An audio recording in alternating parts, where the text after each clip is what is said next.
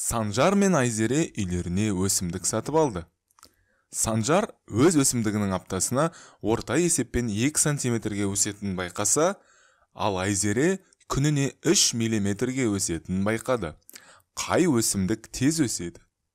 Жалпы, бұны анықтау үшін ең алдымен біз Санжардың өсімдігі аптасына 2 сантиметрге өсетінін ескерейік, ал Айзеренің өсімдігі күніне 3 миллиметрге өсетінін есімізге сақтап алайық.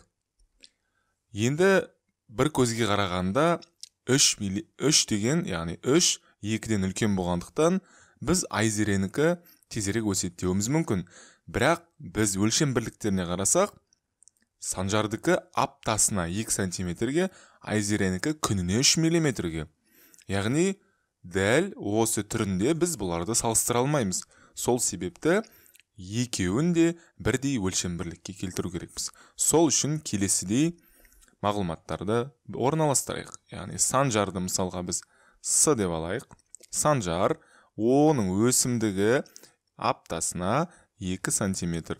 Немесе 2 сантиметр бөлінген апта. Бұны біз аптасына 2 сантиметрге өседі деп оқимыз.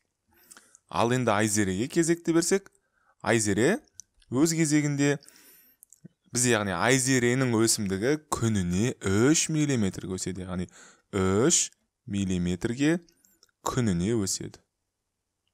Күніне 3 миллиметрге өседі деп оқылады. Ал енді бізде 2 сантиметр аптасына Санжардікі, 3 миллиметр күніне Айзеренікі.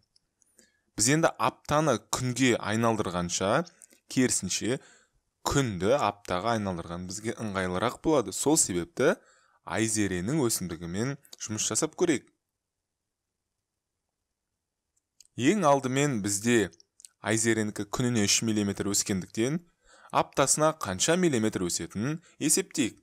Ол үшін бір аптада бізде 7 күн бар екенін ескерейік. Сол кезде біз жай ғана бұны 7 күн, яғни күн аптасына, бұны бөлінген апта деп аламыз. Оқығанда аптасына 7 күн деп атаймыз. Сол кезде бізде күн мен күн, яғни қысқарады.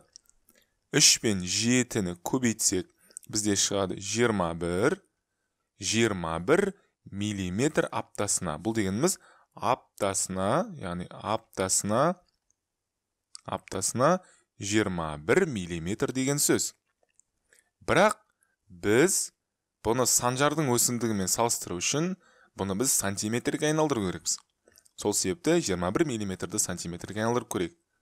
Біздің білетініміз 1 сантиметрде 10 миллиметр бар екенін білеміз. Енді керісінше 1 миллиметрде қанша сантиметр бар екенін білу үшін біз оны 10-ға бөлеміз, немесе 10-нан 1-ге көбейтеміз.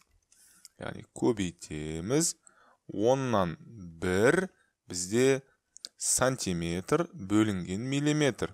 Бұл дегеніміз 1 сантиметрде 10 миллиметр бар деген сөз. Сол кезде 2 миллиметріміз бізде қысқарады, және де 21 бөлінген 10 қалады. Яғни 21 бөлінген 10, немесе бұл 2,1. 2,1 сантиметр аптасына. Аптасына 2,1 сантиметр. Ал енді бұны шығарудың басқа да бір жолы, біз білеміз, 1 сантиметрде 10 миллиметр бар. Ал керісінше, теңдіктің екі жағында біз 10-ға бөлсек, сонда 1 бөлінген 10 сантиметрде 1 миллиметр бар. Яғни 1 миллиметрде бізде 1 бөлінген 10 сантиметр бар. Ал бізде енді 21 миллиметр дегеніміз, бұл деген 21 бөлінген 10 сантиметр, немесе 2,1 сантиметр. Бұл дегеніміз бізде 21 миллиметрге тең.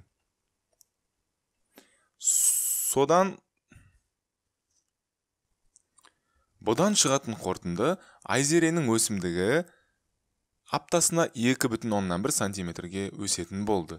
Бұл дегеніміз Санжардың өсімдігіне қарағанда сәл де болса да тезірек өседі.